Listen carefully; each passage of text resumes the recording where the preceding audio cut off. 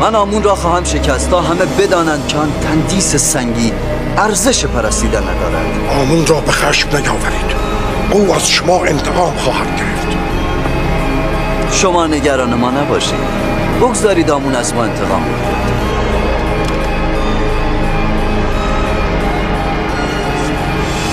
آمون خدای خدایان به آسمان ها به جایگاه حقیقی خود عروج کرده است.